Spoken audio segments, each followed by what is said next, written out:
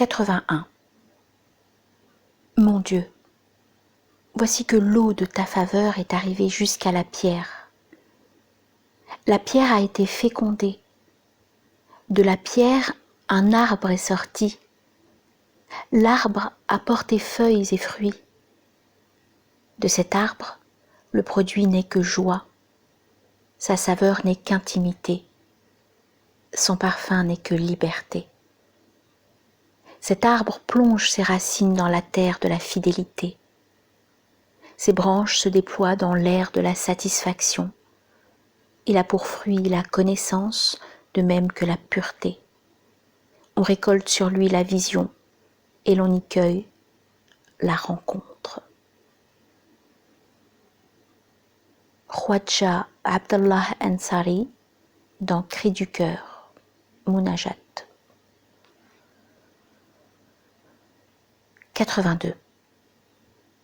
Le prophète alayhi salatu wassalam a dit: la meilleure œuvre après la foi en Allah est l'amour bienveillant envers les gens. Hadith rapporté par Abu Huraira, cité par Tabarani. 83. Le noble peut être généreux sans argent. Tel le lion, on continue de le craindre, même blessé. Mais l'homme sans noblesse peut être humilié malgré son argent. Tel le chien, les gens l'humilient sans peine, même s'il porte un bracelet d'or à la patte. Ibn al-Muqafa. 84. Si un insolent me traite de toutes les avanies, je me refuse de lui répondre. Qu'il redouble de grossièreté, et je redouble de mansuétude. Tel le bois d'aloès, plus on le brûle, plus il embaume. Al-Shafi'i cité dans Mufti Bashari, Sagesse musulmane.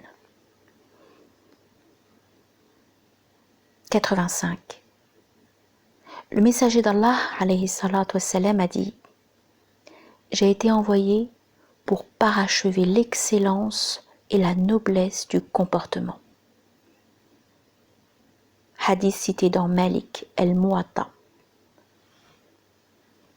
86.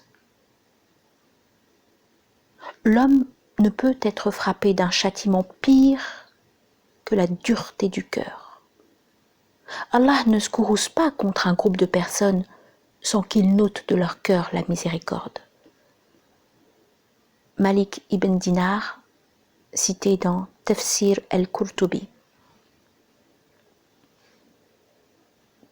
Si nous avions fait descendre ce Coran sur une montagne, tu aurais vu celle-ci se prosterner d'humilité et se fendre sous l'effet de la crainte révérentielle d'Allah.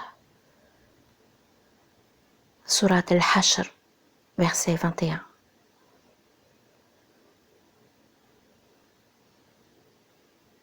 « 87.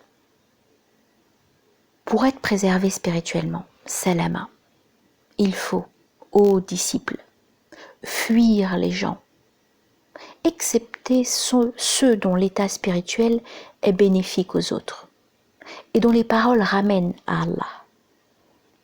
En effet, beaucoup ignorent la sunna, tradition de leur prophète, alayhi salatu wassalam, et ils ignorent leur ignorance, qu'Allah nous en préserve.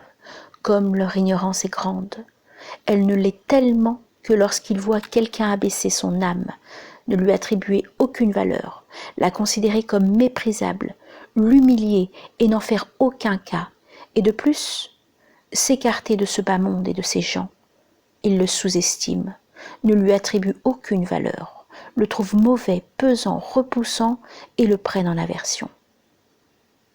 Ils le croient alors en dehors de la sunna et dans l'innovation blâmable, bid'a. Ils ne se rendent pas compte que la sunna muhammadienne, c'est précisément la voie qu'il suit et que l'innovation blâmable, c'est justement la leur. L'origine de l'ignorance de ces gens, c'est la domination des sens de ce monde et de la matière, el-hiss, lesquels se sont emparés de leur cœur et de leurs membres et les ont rendus sourds, muets, aveugles, incapables d'en saisir le sens. Surat Baqara, verset 171. C'est vraiment incroyable. Comment la réalité des choses, el-haqaïq, a-t-elle pu s'inverser au point que la sunna soit considérée comme une innovation et l'innovation comme la sunna, et que l'aveugle en vienne à dicter le chemin à celui qui voit. Nous sommes à Allah, et c'est à lui que nous ferons retour. Surat 2 Al-Baqarah, verset 156. Il n'est point de force ni de puissance si ce n'est par Allah, le Très-Haut, l'Immense.